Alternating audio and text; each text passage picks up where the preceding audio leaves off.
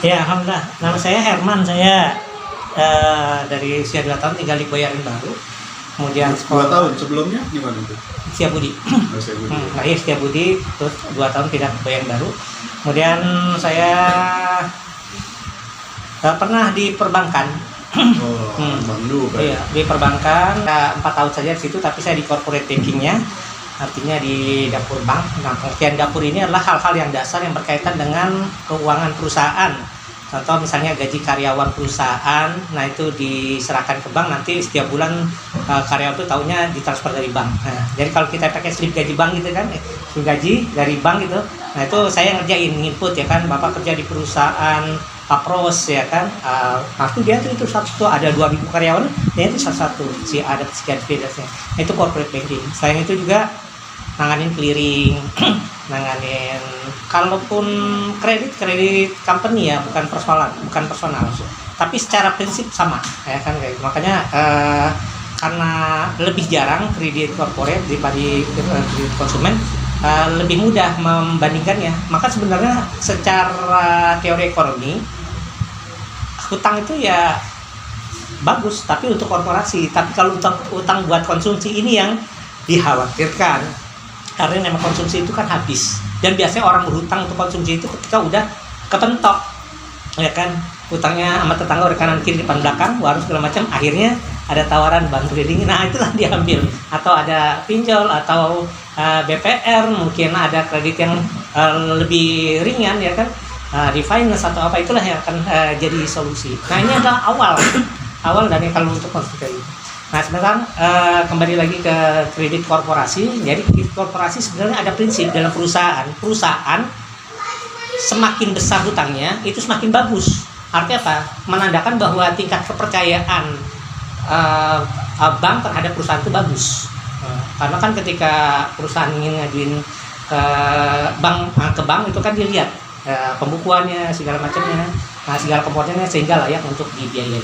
Kemudian juga perusahaan itu biasanya kan sudah perusahaan terbuka ya.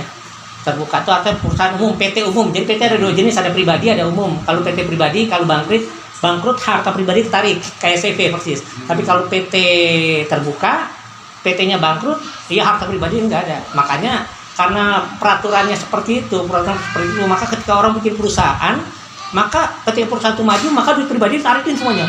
Bahkan kalau ada kredit bank yang kredit lewat perusahaan, tapi begitu ada celah buat tarik pribadi, dia akan tarik pribadi. Nah, nanti kalau perusahaan itu jalan, tetap pembiayaan dari bank. Maka setiap proyek dari perusahaan-perusahaan itu biasanya keuangannya dari bank. Keuangan dari bank. Karena memang prinsipnya itu semakin sehat perusahaannya, semakin besar utangnya, semakin sehat perusahaan. Oh gitu ya? Oh iya. Semakin besar utang, semakin sehat. Artinya tingkat kepercayaan perbankan terhadap perusahaan itu besar. Maka boleh dikatakan 100% keuangan di perusahaan itu adalah hutang. Bisa diterapkan secara per orang nih. Semakin banyak hutangnya, makin keren. Sudah pernah sampai ternyata seperti itu. Kami itu pernah misalnya di round table meeting ya kan, kayak gitu kan. Round table kan misalnya bicara tentang bagaimana penyelesaian hutang ya kan.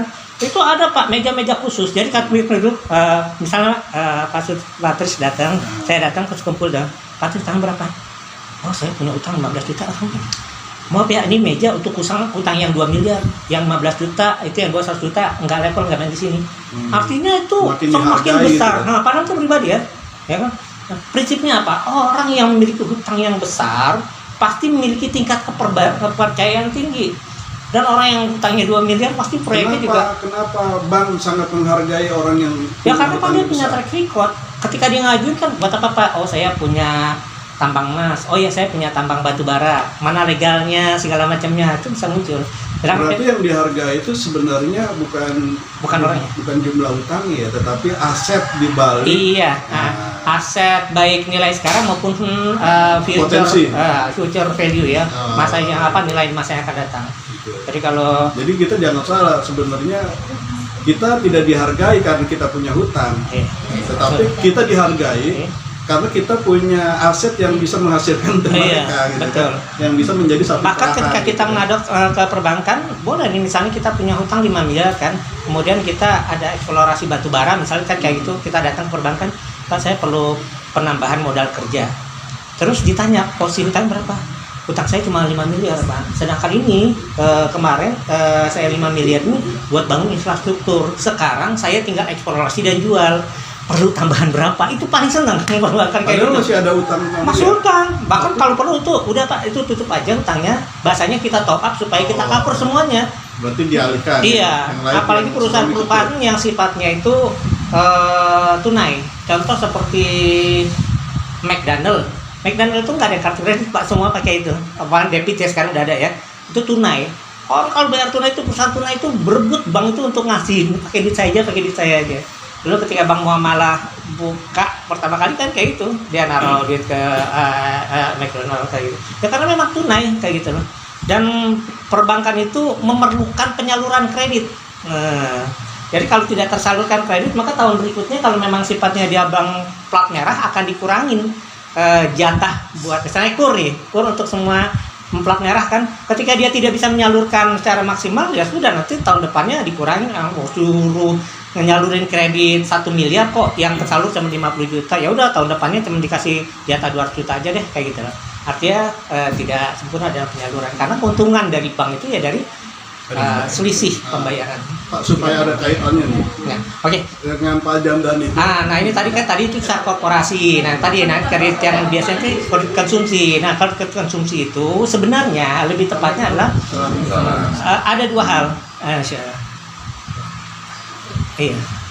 Ada dua hal. Pertama, ini kan masalah hutang riba. Pertama ada hutang, yang kedua ada riba. Nah, hutang itu diperbolehkan. Hutang diperbolehkan. Nah, hutang yang bagusnya kita ambil untuk konsumsi itu harusnya hutang yang sangat lunak, Pak. Hutang yang sangat lunak karena buat konsumsi, ya kan? Konsumsi. Pengertian hutang lunak itu artinya ya tidak besar jaminannya, atau mudah cara membayarnya, mencicilnya, nggak ribet dengan perhitungan bunganya, ya kan kayak gitu. Dan baiknya kalau utang konsumsi itu yang memang harusnya tidak pakai bunga, pakai riba, kan kayak gitu. Nah, kedua riba. Nah, riba ini artinya kelebihan dari utang pokok, ya kan kayak gitu.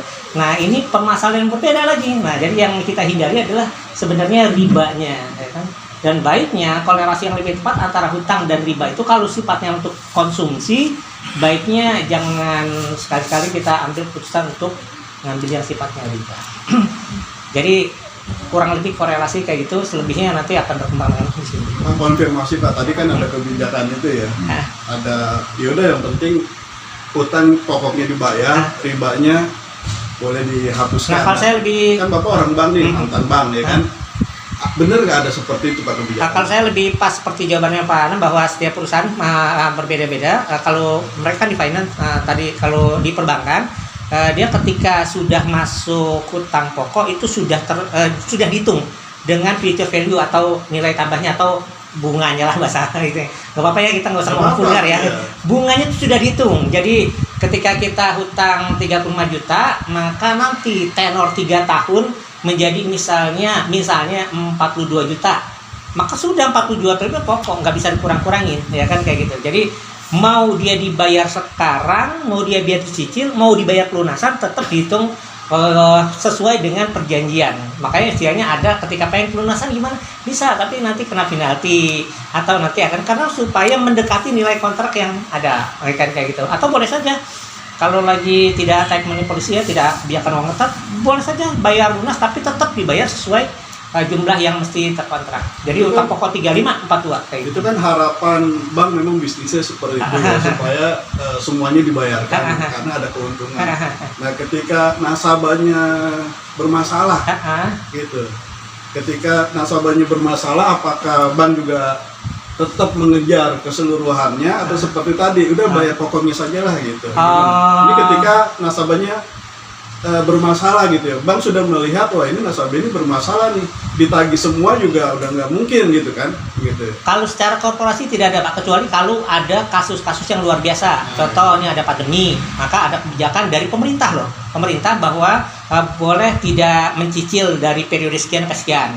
Kemudian ada kebijakan juga kalau dilunasi maka dibayar pokok. Nah itu ada. Tapi itu untuk kasus-kasus yang memang luar biasa. Tapi kalau dalam keadaan normal, semuanya normal segala macam, mereka pokoknya bukan lagi 35 tapi 42 karena udah dihitung value. Adapun ketika kita menghadap ke bank, sifatnya negosiasi, itu sebenarnya yang dinegosiasi bukan dari nilai kontrak yang udah diputus, tapi misal sudah bunga berbunga segala macam. Nah itu baru nanti itu juga kita biasa sudah berhadapan sama pihak ketiga.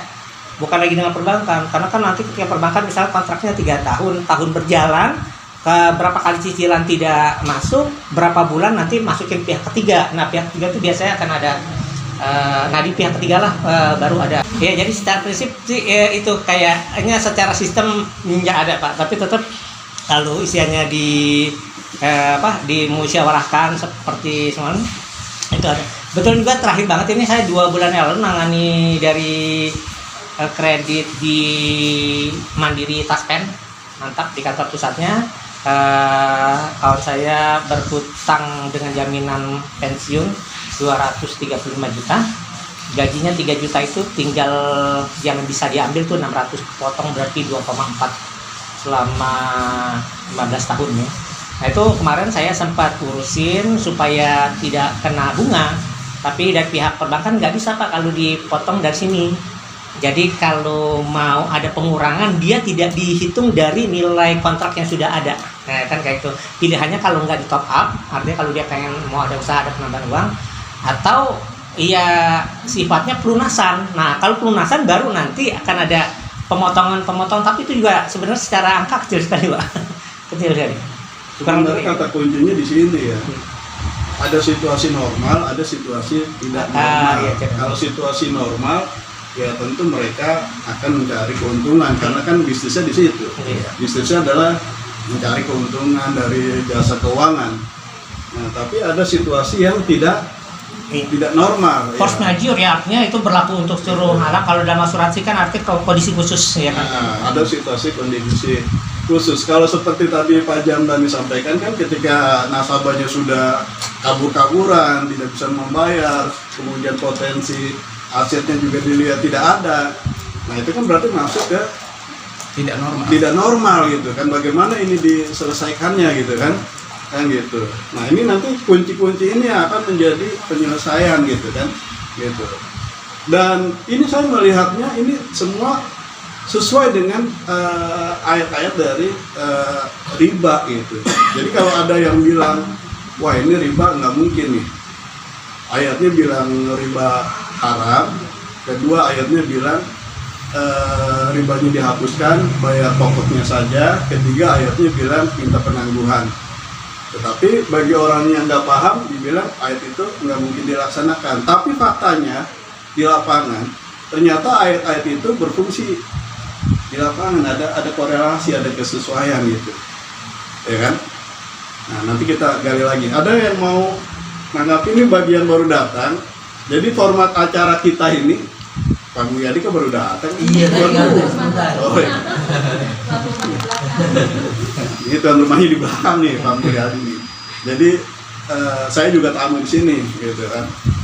Ini format acara kita ini bukan seperti kajian atau seminar ya. Saya bukan narasumber, tapi saya katakanlah seperti moderator atau fasilitator, kita ngobrol. Cuman arah obrolannya ya memang saya sudah punya alurnya, nanti saya akan mengarahkan dari awal sampai akhir gitu. Nah ini kan kita awal-awal ini masih perkenalan ya, tadi baru Pak Jamdani, ternyata beliau mantan debt collector.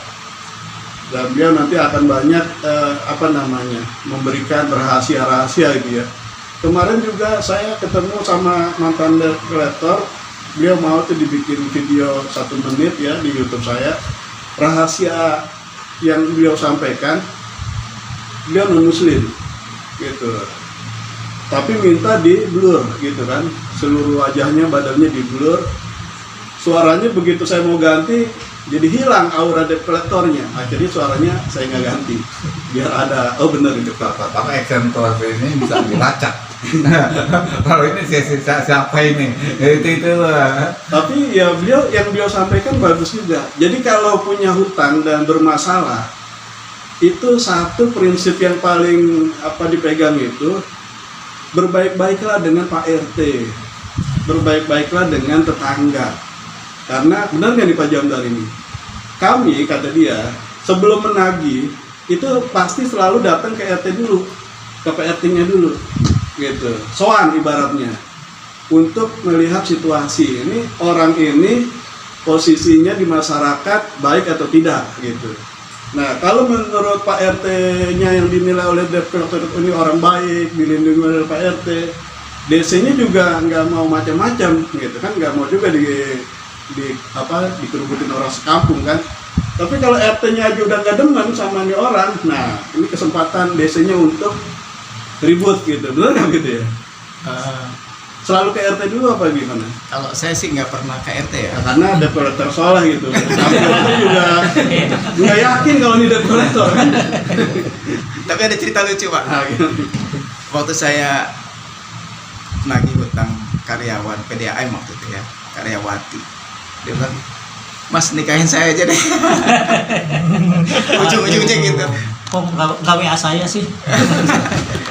Maksudnya supaya Utang lunas. lunas. Jangan, Pak. Kacau kayak gini. Berarti udah berapa sekarang? Oke, mau dilanjutkan atau yang lain dulu? Yang lain dulu. Yang lain dulu. Tadi dari Pak Biar seger, Herman biar ya. seger. Pak Herman. Yang lain sambil kenalan.